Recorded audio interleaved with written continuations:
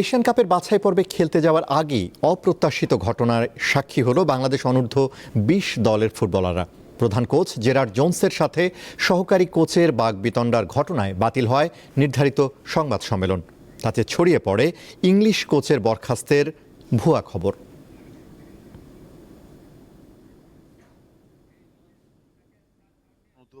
Asian কাপের বাছাই পর্ব জুনিয়র বেঙ্গল টাইগারদের স্বপ্ন যখন মূল পর্বে জায়গা করে নেওয়া, তখনই ঘটল অনাকাঙ্ক্ষিত ঘটনা। সোমবার টিম হোটেলে প্রধান কোচ জেরার্ড জোন্স ও সহকারী কোচ আতিকুর রহমান মিশুর মধ্যে প্রথমে কথা কাটাকাটি, পরে ধাক্কাধাক্কিতে রূপ নেয় পরিস্থিতি। কর্মক্ষেত্রে হামলার শিকার হয়ে 999-এ ফোন করেন জোন্স।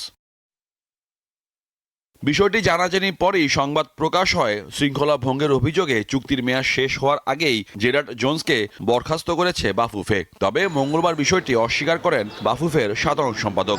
আমরা তো বলিনি, এই নিউজ কই থেকে আসলো?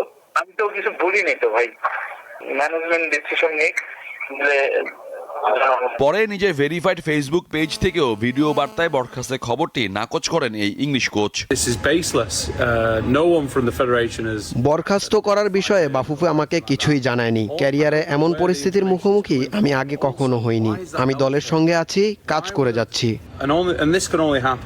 এএফসি অনূর্ধ্ব ২০ এশিয়ান কাপের বাছাই পর্বে অংশ নিতে আগামী বৃহস্পতিবার ঢাকা ছাড়ার কথা রয়েছে বাংলাদেশ দলের। মোহাম্মদ হাসিব, দীপ্ত স্পোর্টস, ঢাকা।